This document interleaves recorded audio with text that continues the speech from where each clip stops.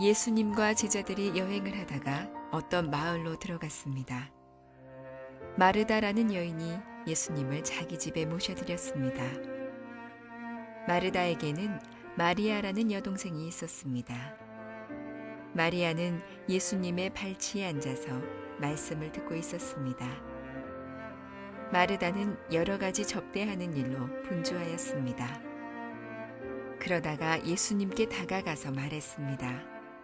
주님, 저 혼자 이 모든 접대를 하는데 제 동생이 저를 거들지 않는 것을 아무렇지도 않게 생각하십니까? 저를 도우라고 말씀해 주십시오. 그러나 주께서 마르다에게 말씀하셨습니다. 마르다야, 마르다야. 너는 너무 많은 일 때문에 걱정하며 안절부절 못하는구나. 그러나 필요한 일은 오직 한 가지뿐이다. 마리아는 그 좋은 쪽을 선택했으니 빼앗기지 않을 것이다.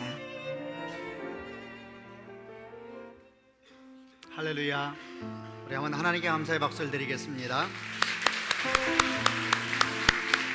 우리 한번 가슴에 손을 얹고 말씀을 함께 나누겠습니다. 하나님은 나를 사랑하십니다. 나는 그 사랑 안에 있습니다. 하나님은 오늘 나에게 말씀하실 것입니다. 그 말씀에 능력이 있습니다. 그 말씀에 생명이 있습니다. 내 마음을 하나님께 엽니다. 내 생각을 예수님께 집중합니다. 들은 만큼 변합니다. 들은 만큼 행복해집니다. 오늘 저희가 누가복음 10장 38절부터 42절까지 굉장히 짧은 본문의 이야기인데, 성경에서 아주 주님께 사랑하셨던 한 가족, 사랑하셨던 사람들에 대한 얘기가 나오는 본문입니다. 주님이 많이 사랑하는 사람들인데 그들의 모습 속에서 사실은 교회를 볼 수도 있고 가정을 볼 수도 있고 또 우리 개인의 영적인 생활을 돌아볼 수 있는 귀한 본문이어서 함께 말씀을 나누면서 주의 은혜가 여러분 가운데 있기를 바랍니다. 조금 내용에 대한 설명을 먼저 하면서 본격적으로 들어가 보려고 하는데, 내용은 이렇습니다. 예수님께서 예루살렘으로 올라가는 길에, 원래 예수님의 사역의 중심지가 갈릴리 주변이었습니다. 예루살렘, 이스라엘 북쪽이지요. 예루살렘은 남쪽에 있었으니까 남쪽으로 내려와서 예루살렘을 가려고 하면은 주로 머무는 동네가 베단이라는 동네였습니다. 베단이가 예루살렘에서 2.5km 내지 3km밖에 되지 않는 아주 가까운 곳입니다. 이스라엘 백성들은, 여러분, 특별히 남자들은 1년에 3번 주요 절기마다 다 예루살렘에 모여서 예배를 드리게 되어 있었는데, 여러분, 예루살렘이 그렇게 큰 곳이 아닙니다. 그러다 보니까 멀리 있는 사람들이 오게 되면 나름대로 지역에 이렇게 정해져서 머무는 것들이 불문율이라 그럴까요? 아니면 관습처럼 그렇게 내려왔었는데, 특별히 주님께서는 주로 예루살렘 근처에 오시면 머무는 곳이 베단이었고, 그 베단이에서도 주님이 특별히 사랑했던 한 가족이 있었습니다. 그 가족이 마르다와 마리아, 그리고 나사로라고 이름 지어지는 다 가족들입니다. 그 집에 주님께서 머무는 것을 좋아하셨습니다. 오늘 본문에 일어난 사건이 있을 때도 주님께서 예루살렘으로 내려가는 길에 베단이라는 동네에 들어가게 되었는데, 마르다가 예수님께서 동네에 들어온다는 소식을 듣게 됐습니다. 그러니까 굉장히 사랑하고 정말 주님을 향한 마음이 특별했던 가족들이니까 예수님을 자기 집으로 모시기 위해서 초청을 합니다. 그리고 주님이 오셨으니까, 주님만 오셨겠어요? 제자들도 같이 오고 또 예수님이 오셨으니까 많은 사람들도 아마 같이 따라왔겠지요. 근데 마르다의 집에 초청해서 식사를 대접하고 쉴 수 있도록 그렇게 자리를 열어드리려고 준비한 것 같습니다. 이런 상황을 보게 되면 마르다가 좀 집이 부유했던 것 같아요. 집이 컸던 것 같아요. 그러니까 많은 분들이 와서도 말씀을 듣기도 하고 식사할 수도 있는 그런 상황이었던 것 같습니다. 사람들이 많이 왔으니까 마르다가 열심히 일을 하고 있는데, 마르다의 마음 가운데 아마 많이 잘해주고 드리고 싶은 마음이 있었나 봐요. 열심히 음식을 하다 보니까 조금 마음이 조급해졌습니다. 손길이 많이 필요한데 손이 없는데, 어느 날 이렇게 막 준비를 하다 고개를 드니까 동생 마리아가 말씀하신 예수님 주변에 앉아서 곱게 말씀을 듣고 있는 거예요. 아마 눈치를 줬겠죠. 와서 좀 도와주라고. 근데 마리아가 못 보았는지, 보아도 못 본 척 했는지는 몰라도 이렇게 반응이 없습니다. 그래서 마르다가 마음이 언짢아졌습니다. 근데 마음이 언짢아진 것이 이렇게 좀 쌓였나 봐요. 그래서 그게 어떻게 나오냐 하면, 예수님에 대해서 툭 나오기 시작하면서 예수님한테 자기 마음의 불편에 대해서, 마음의 상함에 대해서 이야기하는 내용의 본문이 오늘 나오는 본문의 내용입니다. 조금만 더 보완해 설명드리면 지금 제가 말씀드린 것처럼 한 가족 이야기입니다. 마르다, 마리아, 그리고 오라비, 오빠, 나사로에 대한 이야기입니다. 그들은 베다니에 살고 있었고 주님이 올 때마다 머물렀던 집이니까 주님이 아주 사랑했던 가족들이고 주님이 편하게 여기셨던 집인 것 같습니다. 그런데 그들 가운데 있었던 한 에피소드로 말미암아 우리가 말씀 가운데 쏙 들어갈 수가 있습니다. 조금 더 본문에 들어가야 되니 조금만 더 설명하고 싶습니다. 이 마르다와 마리아 그리고 나사로가 나오는 성경의 주요한 세 가지 정도의 장면이 있습니다. 그 장면을 통해서 이해하면 더 좋을 것 같은데, 오늘 제가 보는 본문 누가복음 10장에 마르다, 마리아, 나사로로 이 가정에 대한 얘기가 나오고요, 또 아주 유명한 본문 중에 하나가 어디냐면 요한복음 11장을 보게 되면 오라비 나사로가 죽습니다. 그로 말미암아 마리아, 마르다에 대한 얘기가 함께 나오는 본문이 또 이 가족에 대한 유명한 본문이기도 하고, 하나 더 얘기를 들자면 또 유명한 본문인데 요한복음 12장을 보게 되면 한 여인이 예수께서 오셨을 때에 향료옥합을 가지고 와서 깨뜨려서 머리를 적시고 발을 씻기는 내용이 나옵니다. 가룟 유다가 좀 이렇게 벌컥 화를 내면서 그 귀한 향료를 팔아서 300데나리온이나 받을 수 있는데 그러면 가난한 자에게 나눠줄 수 있을 것인데 왜 그것을 허비하느냐라는 얘기가 요한복음 12장 나오는데, 그 사건의 주인공도 사실 이 세 명의 가족 중 한 명이 마르다 이야기입니다. 마리아 이야기입니다. 마리아가 향료컵을 깨서 사실 그런 상황이 일어났었고, 그때도 마르다도 등장을 합니다. 아무튼 그냥 지금 제가 말한 것처럼 성경에 아주 반복해서 나오는 중요한 가족 이야기이고, 그리고 그 속에서 있었던 주님과의 관계에 있었던 사건입니다. 제가 이 본문을 통해서 여러분과 함께 나누기 원하는 한 세 가지 정도의 배우게 되는 모습들을 나누길 원하는데, 먼저는 38절과 39절을 한번 읽고 얘기를 해보려고 합니다. 38절과 39절입니다. 시작. 예수님과 제자들이 여행을 하다가 어떤 마을로 들어갔습니다. 마르다라는 여인이 예수님을 자기 집에 모셔드렸습니다. 마르다에게는 마리아라는 여동생이 있었습니다. 마리아는 예수님의 발치에 앉아서 말씀을 듣고 있었습니다. 첫 번째 배우는 것은, 여러분, 사람마다 정말 성품도 다르고 은사도 다르고 기질도 다르다는 아주 일반적인 배움입니다. 그럼에도 불구하고 그 모든 성품과 기질이 하나님 안에서 하나를 이룰 수 있고 그를 통하여 주께서 영광을 받으신다라는 배움에 대한 겁니다. 여러분, 지금 나오는 마르다와 마리아 얘기가 나오는데, 지금 제가 나왔던 설명을 좀 요약해서 이분들의 성품에 대해서, 기질에 대한 얘기를 좀 해보려고 합니다. 여러분, 한 가족인데 굉장히 많이 달랐습니다. 부모님에 대한 설명은 나오지 않아요. 첫 번째가 마르다인지 오라비, 나사로인지는 모르겠습니다만은 아마 나사로가 제일 큰 오빠였던 것 같아요. 그 다음 마르다, 마리아, 이렇게 3남매인데 성품이 다 달라요. 마르다는 어떤 사람이었냐면은, 오늘 본문만이 아니고 오늘 본문 보니까 주님께서 오셨을 때에 주님을 환영하고 집을 오픈하고 음식을 준비하는 사람이 마르다인데, 여기만이 아니라 요한복음 11장에서 오라비 나사로가 죽어서 예수께서 베다니에 와서 그 집을 방문하러 갈 때에 예수께서 오셨다는 소리를 듣고 제일 먼저 뛰쳐나가서 예수님이 오셨습니까? 라고 맞이한 사람도 마르다입니다. 또 요한복음 12장을 보게 되면 아까 제가 마리아가 향료옥합을 깨고 예수님이 머리를 적시고 발을 씻겼다 그랬는데, 그 본문도 읽어보면은 그때 마르다는 뭐 하고 있었냐면, 마르다는 예수님이 오신 것을 기뻐하면서 잔치를 준비하고 있었습니다. 그러니까 세 개의 본문이 나오는데 아주 유사한 것을 볼 수가 있죠. 마르다는 굉장히 열정적인 사람이었던 것 같아요. 가장 먼저 움직입니다. 무슨 일 생기면 행동부터 하는 사람이 있잖아요. 좀 그런 모양이 마르다에게 있었던 것 같습니다. 여러분, 열정만 있었던 것이 아니라 다른 사람의 필요를 잘 보는 사람이었던 것 같아요. 그런 성품을 가진 사람이 있죠. 사람이 뭔가 부족함이 있을 때 그것을 금방 보면서 채워주기 위해서 달려가는 사람이 있는데, 마르다가 그런 사람이어서 누가 배고프다든지 지쳤다든지 힘들면은 그 사람이 쉴 수 있도록, 또 그 사람이 회복될 수 있도록 돕기를 좋아하는 그런 사람이 마르다였던 것 같습니다. 구체적인 내용에 성경에서 반복해서 나오는 것은 음식 만들기를 좋아했습니다. 사실 음식을 만든다는 것은 음식 문제만 아닙니다. 지친 사람들, 배고픈 사람들에게 가서 그에게 힘을 주고 도와주기를 좋아하는 사람이 마르다였던 이야기입니다.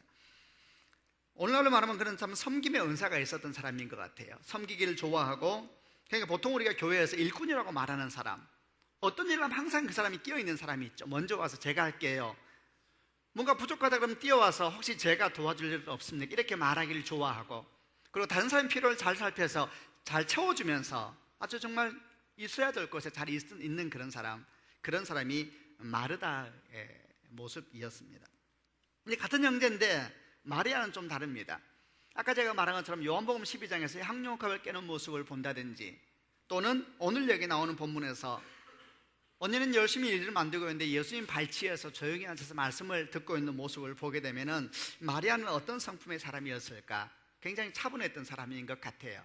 차분하고 조용한 성격이고, 주로 예수님 곁에 머물면서 말씀을 듣기를 좋아하고 기도하기 좋아하고, 여러분 굉장히 그것도 좋은 성품입니다.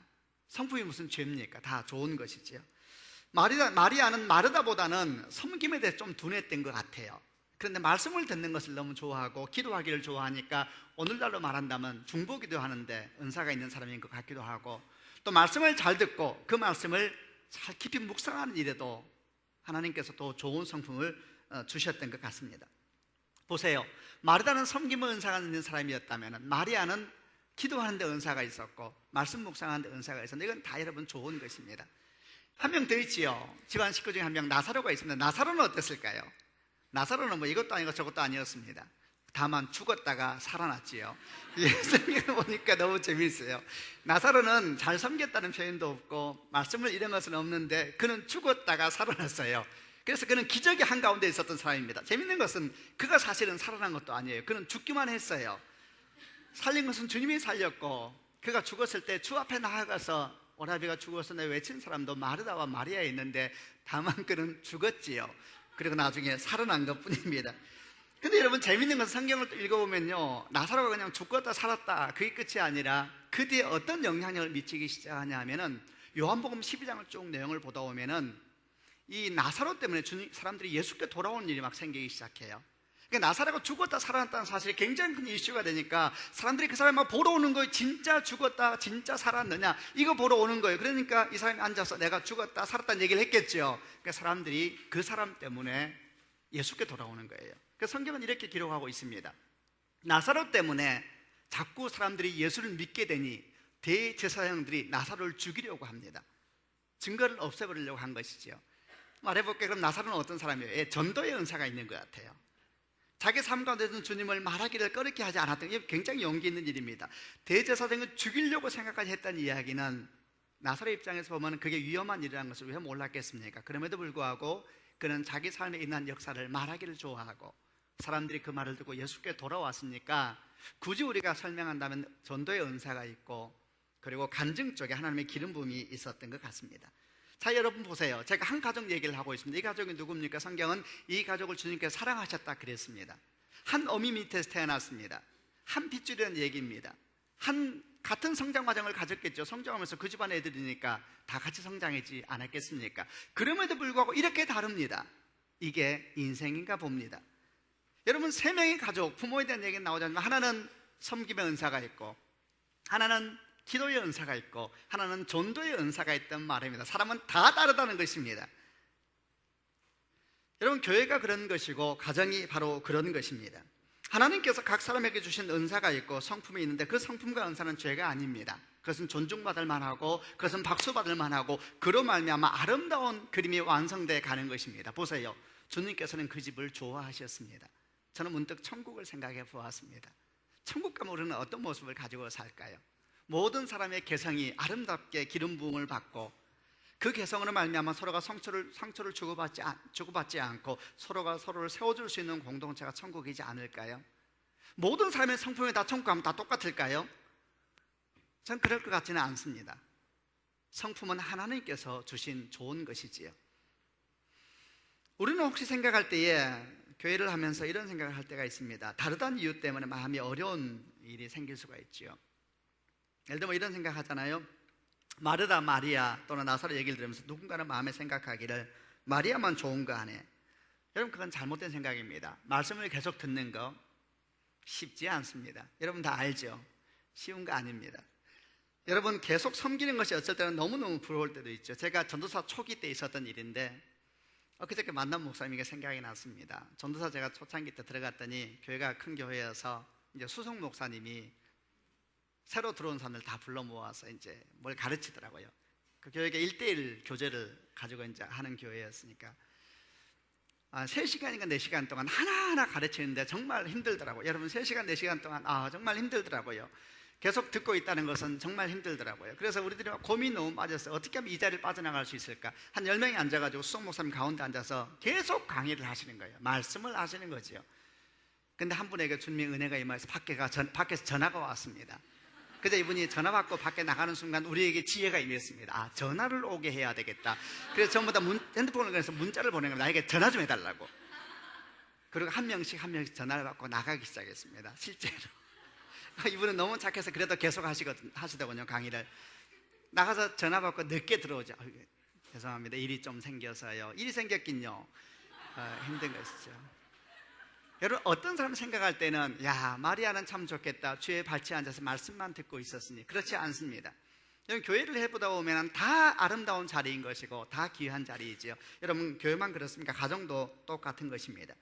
하나님께 주신 것은 비교하라고 주신 것이 아니고 또 평가하라고 주신 것이 아니라 그를 통해 섬기고 그를 통해서 아름다운 영광을 드러내라고 주신 것입니다. 여러분, 그것이 은사입니다. 은사는 좋아서 하는 것입니다. 다른 사람이 뭘 하기 때문에 그게 더 좋아 보인다. 여러분, 그 마음은 사실은 하나님이 주신 마음이 아니라 죄된 속 속에서 나오는 영향력입니다. 죄는 항상 비교하게 합니다. 그래서 지금 제가 말한 세 가지 얘기했는데도 벌써 어떤 사람들은 비교가 될 겁니다. 어떤 게 더 좋을까? 더 좋고 나쁜 것은 없습니다. 하나님께 주신 자리에 기쁨으로 잘 감당하는 것이지요. 그리고 그 일 가운데 감동이 있고 그 일 가운데 주의 임재를 느낄 수 있는 것, 여러분, 그것이 하나님이 주시는 은총인 겁니다. 여러분, 거듭남이라면 도대체 무엇일까요? 거듭남이라는 것은 각자의 다름에 대해서 주께 기뻐하면서 하나됨을 향하여 걸어갈 수 있는 모습을 우리가 받게 된 것이죠. 왜냐하면 그게 하나님의 속성이거든요. 하나님은 절도 비교하지 않으시죠. 그러면서도 그 자체의 아름다움을 마음껏 드러내시는 분이 하나님이십니다. 저는 어릴 때에 보았던 꽃에 대한 기억을 항상 가지고 있는데 할미꽃을 제가 본 적이 있습니다. 여러분, 혹시 할미꽃을 본 적이 있나요? 저는 제 어릴 때 기억이에요. 할미꽃을 처음 보았을 때 너무너무 저는 좋았습니다. 곱게 숙인 그 꽃. 근데 제가 본 할미꽃은 그 모든 꽃에 이렇게 하얀 솜처럼 이렇게 뭐가 막 나 있었어요. 어린 저는 너무너무 그게 좋았습니다. 할미꽃에 대한 기억이 너무너무 좋은데 나중에 크다 보니까 사람들이 할미꽃 하는 말을 이렇게 그렇게 좋게 사용하지만 않더라고요. 저는 참 그게 신기했습니다. 여러분, 할미꽃이 이쁠까요? 장미꽃이 이쁠까요? 호박꽃이 이쁜가요? 백합이 이쁜가요? 사실 이런 질문은 굉장히 세상적인 질문입니다. 주님 앞에서는 그런 거 없습니다. 우리가 잣대로 제기를 좋아하지요. 호박꽃은 너무너무 할미꽃은 너무너무 아름답습니다. 정말 곱고. 그래서 제가 이런 생각을 해보았습니다. 할미꽃은 참 아름답다. 왜 할미꽃이라고 이름을 지었을까? 그냥 그걸 보면서 이런저런 생각이 너무 아름답다는 생각이 들면서 혼자 마음에 이런 생각이 들었습니다. 할머니들에게는 또 할아버지들에게는 설명할 수 없는 아름다움이 있으신 것 같아요. 나이가 드시면 생기는 주름, 얼마나 아름답습니까? 요즘에는 주름을 안 하려고 하는 분들이 많기는 하더라고요. 그래도 가만히 생각해보면 주님이 주신 것이 있죠. 얼마나 아름다운가 생각을 들었습니다. 할머니, 할아버지들에게는 설명할 수 없는 아름다움이 있죠. 사람들이 지혜가 있어서 그런지 몰라도 그래서 그 꽃으로 할미꽃이라고 이름을 지었나 보다. 여러분, 하나님 만든 모든 것은 그 자체가 아름답습니다. 들에 핀 꽃은 다 거기에 있으면 아름다워요. 그러나 뽑아서 꽃집에 가져오는 순간 그때부터 비교가 시작되지요. 하나님의 자리에 있는 것은 다 아름답습니다. 왜 그런지 아세요? 하나님께서 그런 분이시니까요. 하나님은 우리 모습 그대로 받으시고 아름답게 여기시는 분이시지요. 그래서 하나님께서 역사하시는 곳은 경쟁이 아니라 조화가 이루어질 수밖에 없습니다. 사랑하는 여러분 가정 가운데 그런 축복이 있기를 주님의 이름으로 축원합니다. 여러분, 저는 아이가 둘이 있습니다. 하나는 고등학생, 하나는 중학생인데 어렵습니다. 아이 둘 기르는 게 우리 아이들이 들으면 어떻게 생각할지 몰라도 저는 어렵습니다. 참 제가 말을 못하겠어요. 다 저희 교회에 있어서 어려워요. 근데 제가 이 말씀 묵상하면서 생각했습니다. 여러분, 다 다른 것이죠. 저에게 필요한 것은 사실은 그 다른 것을 보는 안목이 필요한 것입니다. 저에게 필요한 것은 내 아들에게 있는 하나님의 은사는 무엇일까? 내 딸에게 있는 하나님의 은사가 무엇일까? 기도하고 하나님의 분별력을 가지고 그를 위해서 바르게 돕기 위한 지혜가 필요한 것이죠. 제가 지금 없는 것은 지혜가 부족한 것 같아요. 그래서 그 아이를 때를 따라 잘 못 돕고 있는 것 같아요. 하나님께서 저에게 은혜를 주시기를 바라고 여러분에게도 은총을 베풀어 주시기를 바랍니다. 여러분, 비교하지 않으면서 열정을 가질 수 있을까? 경쟁하지 않으면서 거룩한 꿈을 꿀 수 있을까? 예스. 성령께서 임하시면 그런 역사가 일어나게 될 것입니다. 건강한 공동체는 다른 것이 다툼의 이유가 되는 공동체이고, 잘못 말했습니다. 건강한 공동체는 다른 것이, 가만히 계세요. 지금 건강한 공동체는 다른 것이 능력이 되는 공동체이고, 건강하지 않는 공동체는 다른 것이 다툼과 분열의 이유가 되는 공동체이지요. 여러분 가정 가운데, 또 저희 교회 가운데 하나님의 은총이 함께하기를 바랍니다. 모든 사람이 다 다르지만 우리는 함께 주의 영광을 나타낼 수가 있으니 하나님의 은혜인 줄로 믿습니다. 두 번째 우리가 배울 점은 40절부터 42절에 있는 본문인데, 같이 한번 읽어보겠습니다. 40절부터 42절까지 읽겠습니다. 제가 먼저 40절 읽겠습니다. 마르다는 여러 가지 접대한 일로 분주하였습니다. 그러다가 예수님께 다가가서 말했습니다.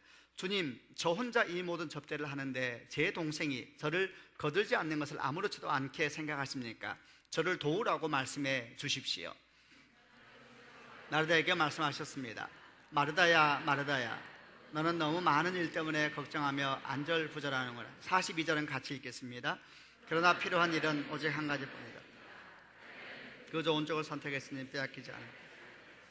두 번째는 주님의 이름으로 일을 하면서도 상처받을 수 있다는 것과 모든 섬기면 한가운데 예수님이 계셔야 된다는 아주 같은 이야기이죠.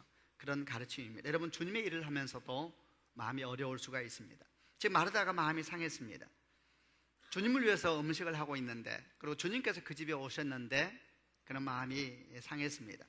주님의 일을 하면서도 그것도 다른 그리스도인 때문에 마음이 상할 수가 있다는 겁니다.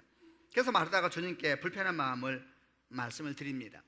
주님, 제가 이렇게 고생하고 있는데 제 동생이 저를 안 도와주지 않습니까? 그런데 그 다음 말하기를, 근데 왜 주님은 그걸 가만히 계시기만 하고 아무 말도 안 합니까? 제 동생에게 저를 좀 도우라고 말씀하십시오. 이렇게 이야기를 했습니다. 그런데 주님께서 그 말씀을 듣고 그 다음에 하시는 말씀이 조금 저희를 마음을 약간 조심스럽게 하는 이야기를 하십니다.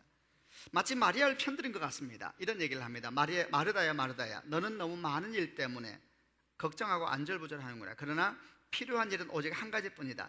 마리아는 그 좋은 쪽을 선택했으니 빼앗기지 않을 것이다.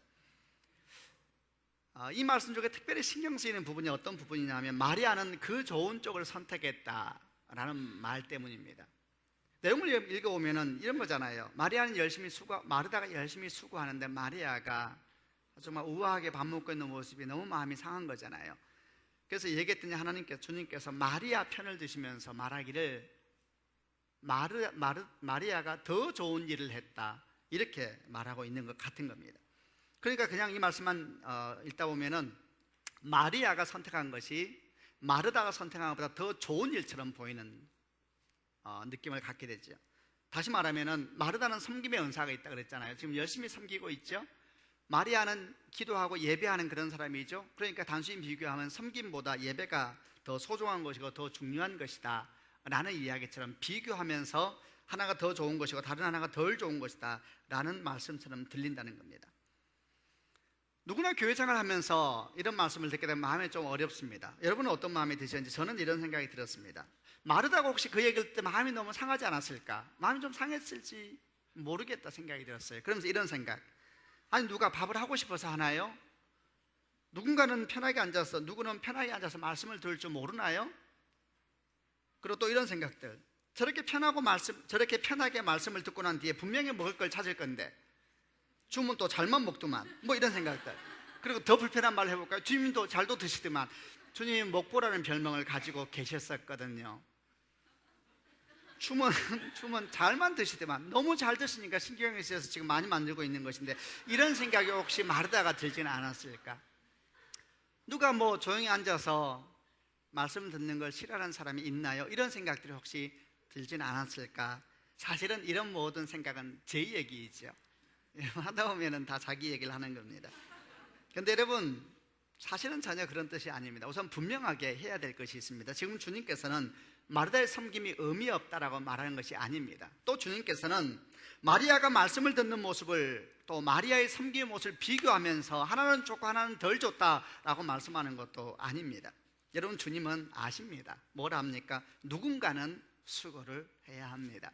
누군가는 애써야 되고 누군가는 부엌에서 음식을 준비해야 되는 겁니다. 여러분, 저희 교회도 마찬가지입니다. 누군가는 여러분을 위해서 수고한 것입니다. 아침 일찍 나와서 다른 사람보다 먼저 나와서 주차를 안내하는 분들이 없다면 어떤 일이 생기게 될 것 같습니까? 교회는 큰 위기가 오게 될 겁니다. 여러분, 주차 문제는 사실 교회에 엄청난 어려움을 가져올 수가 있습니다. 조금 더 일찍 나와서 맛있는 커피를 준비하고 김밥을 받아놓고 에어컨을 확인하고 여기저기 돌아다니면서 일하는 간사님이 없다면 우리가 이렇게 예배 편히 못 드릴 겁니다. 교회 학교가 10시도 12시도 동시에 열린다는데 얼마나 감사한 일입니까만은, 그러나 누군가는 더 수고해야 된다는 말을 하는 것이죠. 누군가는 먼저 나와서 아이들이 좋은 공기에서 예배할 수 있도록 문을 다 열고 환풍을 시키는 것입니다. 누군가는 먼저 나와서 기도를 하면서 그 아이들이 그 공간에 와서 주의 영을 만나게 해달라고 기도하는 사람이 있습니다. 누군가는 수고하고 누군가는 애써야 되고 누군가는 준비를 해야 되는 겁니다. 제가 10시 예배 때 2층에서 아이들 예배하는 모습을 보면서 정말 눈물이 핑 돌더라고요. 너무너무 감사했어요. 근데 이렇게 하더라고요. 밑에 소극장, 저희 교회 극장이 있는 거 혹시 아시는지요? 아세요? 저희 교회 극장 생겼어요. 네, 2층에 너무너무 좋은 극장이 생겼는데 오늘 거기서 함께 예배를 드렸는데 너무 멋지더라고요. 영상을 틀는데 진짜 영화관 같아요. 근데 어떻게 설교를 하냐면 너무 설교 잘하더라고요. 정말 우리 잘해야 돼요. 너무 잘하더라고요. 어떻게 하냐면 전도사 3명이서 연합 설교를 하는데요, 막 주님을 설교하다가 그게 뭐냐면 광야 걸어가는 모습이에요. 목이 너무 말라서 쓴물을 단물로 바꾸는. 근데 설교하면 뒤에 영상이 나오는 거예요. 거기 이제 우물이 하나 있는 거예요. 그리고 이제 막 먹으면 쓰다는 액션을 취하면은 이제 막 불평을 해요. 모세에게 불평한 모세가 막 기도해요. 그리고 이게 저기 나무 뭐죠? 나무 이렇게 지팡이 나무 했던 뭐라 그러나 던지면 이렇게 선물이 단물로 변하는 거예요. 탁 던지니까 정말 변했을까 이러면서 한 명이 가서 거기에 영상을 대고 손을 딱 찍으면 딱 찍는 거예요. 너무너무 달아요. 막 이러는 순간 이게 도대체 무슨 맛일까요? 이렇게 말할 때에 저는 한번 이렇게 말하는 거예요. 얼마나 여러분 단지 알아요? 가만히 생각해 보니까 요구르트 맛 같아요. 그러자 요구르트가 들어오는 거예요. 옆에서 문 열고 이게 그렇게 만들어 놨어요. 앞에서 하는데 옆에 문이 있어서 밖에서 요구르트 들고 계속 기다리고 있었던 사람들이 있었던 거예요. 요구르트라는 소리만 들리기를 기다리고 있었던 거예요. 요구르트 소리 들다 문 열고 나가서 쫙 나눠주는 거예요. 너무너무 멋지. 또 만나 얘기가 중간에 나오는 거예요. 만나하고 메추라 얘기가 나오는 거예요. 제가 그 예배 중에 뒤에 가봤어요. 그 방에 다 서서 기다리고 있는 거예요. 만나와 메추라기가 줄 서서 말이 들리기만 기다리는 거예요. 말 들다 보면 문 열고 또 메추라기가 나가는 거예요. 저는 뒤에서 다 먹어봤어요. 맛있더라고요. 그 사람들은 뭐 하는지 아세요? 계속 뒤에서 때를 기다리고 있는 거예요. 메추라기 소리 들릴 때까지, 만나 소리 들릴 때까지. 요구르트가 좀 일찍 나와가지고 계속 있다 다시 들어갔거든요. 계속 기다리고 있는 거죠. 수고하고 애쓰는 것이지요. 주님이 여러분 그걸 모르실까요? 아닙니다. 그걸 모르는 것이 아닙니다. 여러분 2층 공사가 끝났습니다. 여러분 여소목생은 저는 하루에 몇 번씩 내려갑니다. 너무 감사하고 고맙습니다. 또 생각해 보았습니다. 저희가 공사하는 분들에게, 수고하는 분들에게 했던 저희의 부탁을 한 가지였습니다. 한 표현, 혁신적으로 해 주십시오. 그런데 검소하게 해 주십시오. 여러분 너무 멋지죠? 혁신적이지만 검소해야 합니다. 너무 멋지죠? 목사들이 말하기에 멋진 거예요. 그분이 듣는 사람이 도대체 이게 무슨 말일까요? 식당 가서 최고로 맛있는 음식 주세요. 너무너무 맛있는 거 주세요. 단 싼 거여야 돼요. 똑같은 얘기 아니에요. 근데 정말 저희가 그렇게 부탁을 드렸거든요. 그랬더니 기도하면서 그렇게 만들었던 이야기입니다. 누군가는 여러분 이렇게 예배할수록 돕는 분들이 있는 거예요. 여러분 주님이 모를까요? 주님은 압니다. 여러분 주님이 왜 베다니에 갈 때마다 그 마르다의 집을 갔을까요? 거기가 편하신 거예요. 여러분 주님 말씀하시기를 인자는 머리 둘 곳이 없다 그랬습니다. 그런데 주님이 그 집을 편해 하셨어요. 편하대요. 주님이 내가 누구를 데려가도 기쁘게 밥을 해주는 사람이 있는 집.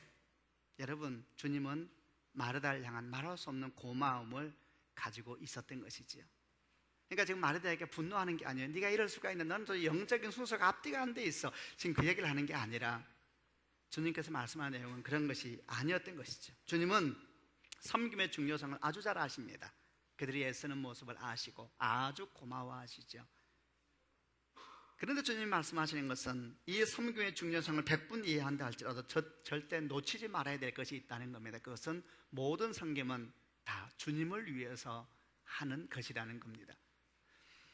여러분, 마르다가 열심히 음식을 만들었습니다. 근데 마음이 급해지기 시작합니다. 왜냐하면 벌려놓은 일이 너무 많았거든요.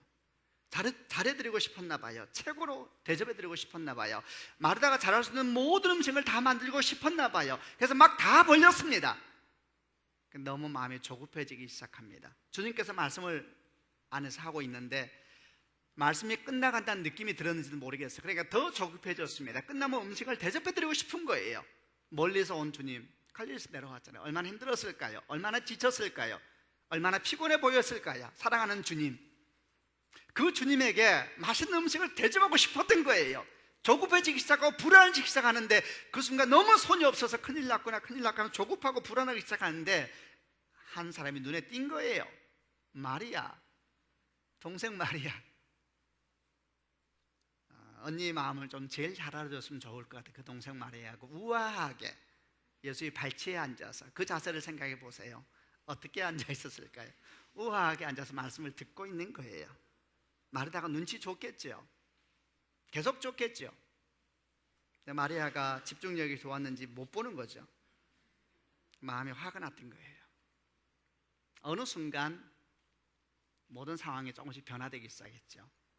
그리고 마르다가 말하는 겁니다. 주님에게 아주 불편한 마음을. 주님, 표현을 들어보세요. 저 혼자, 마르다 하는 말이에요. 주님, 저 혼자 이 모든 접대를 하고 있는데 제 동생 마리아가 주님 옆에 앉아서 아무것도 거들지 않고 앉아있는 것을 주님은 아무렇지도 않게 생각하십니까?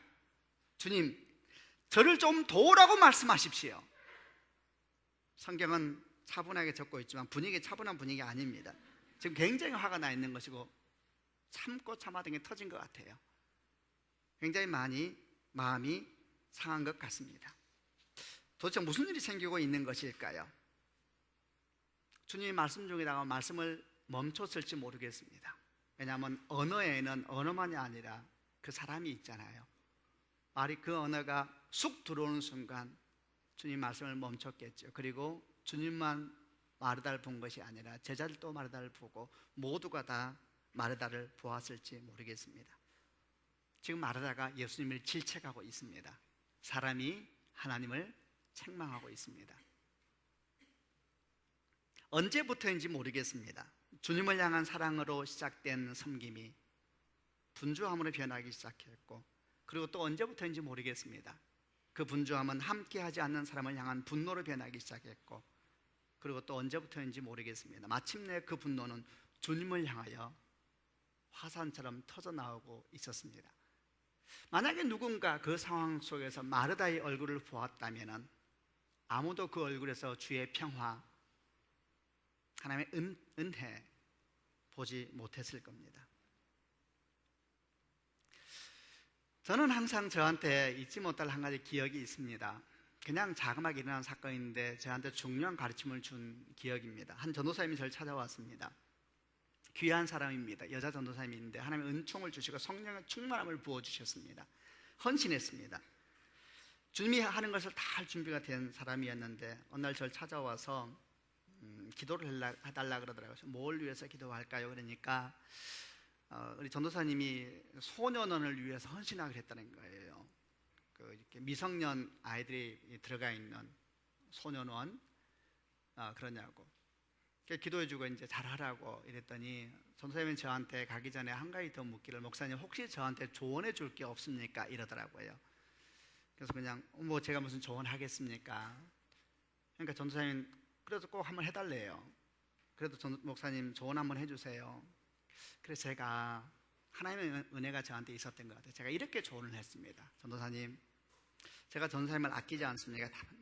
제 말을 꼭 기억하시길 바랍니다. 그러면서 이렇게 말했어요. 사역을 하다 보면은 이 사역 너무 중요하구나라는 생각이 드는 때가 올 겁니다. 그래야지 맞죠, 그죠? 특히 소년원 사역하다 보면은 갇혀있는 아이들, 상한 아이들, 가정이 너무너무 힘들어서 생긴 일들인데 그 아이 사역을 하다 보면은 정말 이 사역이 너무너무 중요하구나라는 생각이 들기 시작할 것이다. 그때는 감사하십시오. 그런데 어쩌면은 조금 더 지나면서 이런 마음들이 마음 가운데 약간 번잡함을 가져오기 시작할 겁니다. 그런 마음이 생기게 되니까 갑자기 그 일에 대해서 관심이 없는 사람들을 향하여서 마음에 불편한 일이 생길지 모릅니다. 사실은 사역을 하다 보면 돈도 없고 사람도 없어서 힘들 것인데, 큰 교회를 보면은 체육대회 한다고 몇백만 원을 쓰고 교회 리모델링 한다고 몇천만 원을 쓰고, 그런 일을 보게 되면 전도사의 마음 가운데 마음이 상하기 시작한 일이 생길 겁니다.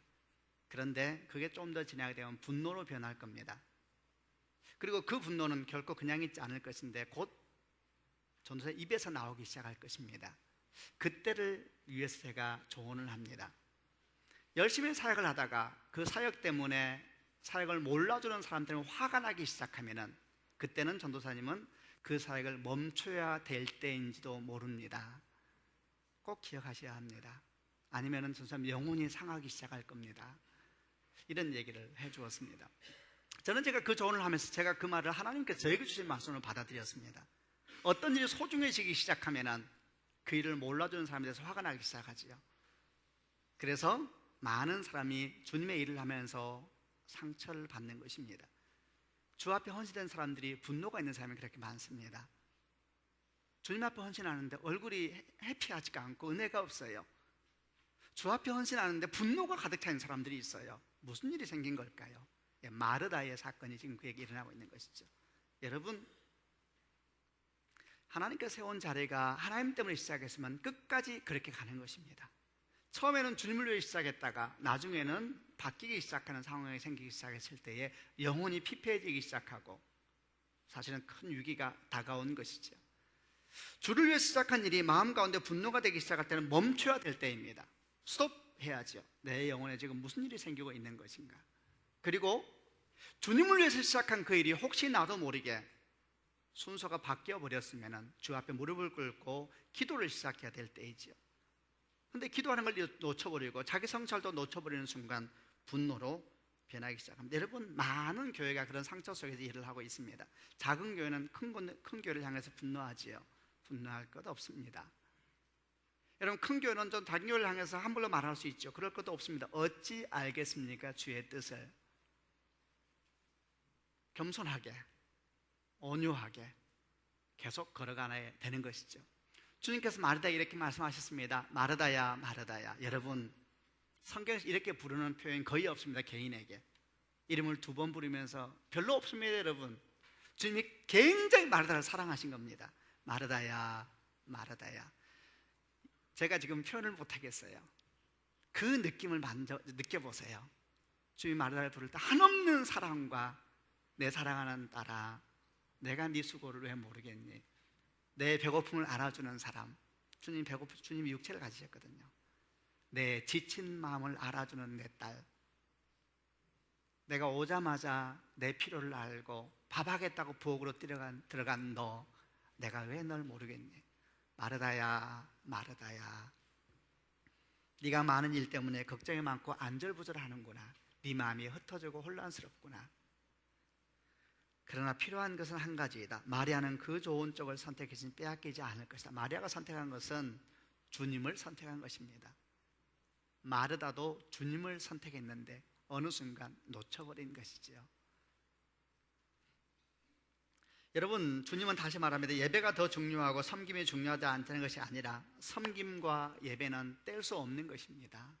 동전의 앞뒤와 같은 것이죠. 그러나 주님 없는 섬김, 주님 없는 예배, 아주 위험한 것이죠. 여러분, 설교 드리면서 주님이 없는 경우 있습니다.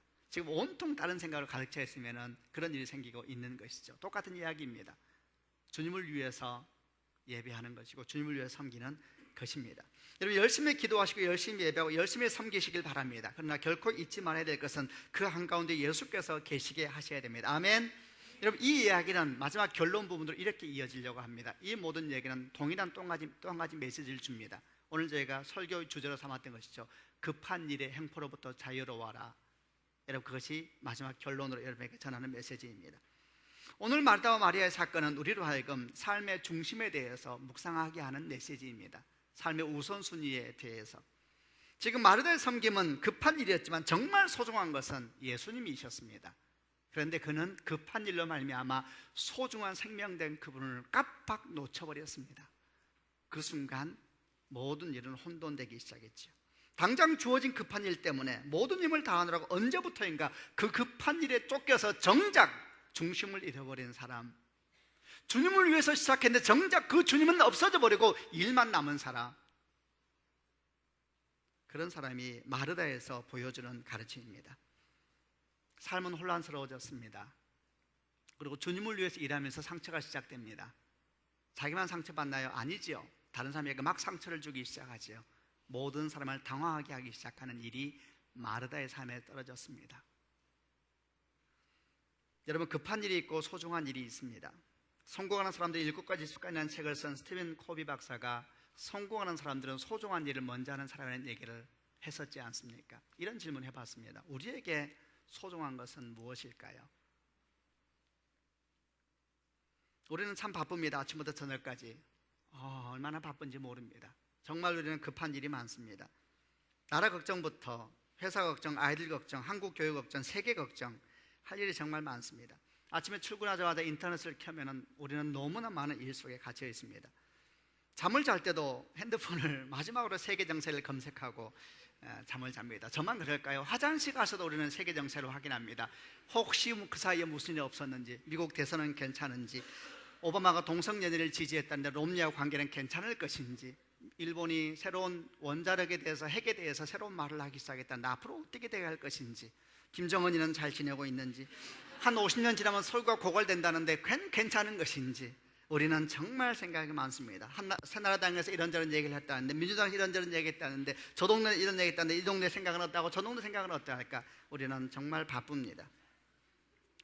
참 우리는 시끄럽습니다. 소리들에 묻혀 살죠. 근데 참 재미있고 신기한 사실은 정말 소중한 것은 말이 없다는 겁니다. 가만히 보면 하나도 안 소중한 것들이 소리를 지릅니다. 여러분, 정말 우리에게 소중한 것은 무엇일까요? 우리에게 들려오는 수많은 소리들은 내일이 되면 또 바뀝니다. 여러분이 신경 안 써도 아무 문제 없습니다. 다 제 얘기입니다. 주님은 나에게 어떤 분이실까? 마르틴 루터의 말이 생각납니다. 나는 너무나 할 일이 많습니다. 그래서 나는 더 많이 기도해야 합니다. 한 번쯤은 핸드폰을 내려놓을 수는 없을지, 일주일에 한 번은 컴퓨터를 끌 수는 없을지, 아내와 함께 결혼하기 전에 걸었던 골목길을 다시 걸을 수는 없을지, 부모님에게 안부 전화를 드리면서 아주 평범한 이야기죠. 우리 삶을 조금 더 감사하게 사랑으로 가득 채울 수는 없는지, 잠시 멈추고 주의 말씀 가운데 묵상할 시간 없는지, 우리 삶은 많이 흐트러져 있습니다. 여러분, 마르다의 얘기가 여러분과 저의 이야기입니다. 정말 우리에게 소중한 것은 무엇입니까? 우리는 무엇에 귀를 기울이며 살고 있습니까? 또 여러분의 감정은 어디에 그렇게 흔들리고 있습니까? 기도하겠습니다. 살아계신 아버지 하나님, 오늘 저희가 마르다에 대한 이야기를 했습니다. 우리 이야기인 걸 알고 있습니다. 주님을 사랑하지만은 우리는 때때로 너무 시끄러워서 바빠서 주를 놓칠 때가 많이 있습니다. 오 주여, 저희를 도와주시옵소서. 정말 우리에게 소중한 것이 무엇입니까? 우리가 놓치지 말아야 될 중심이 무엇입니까?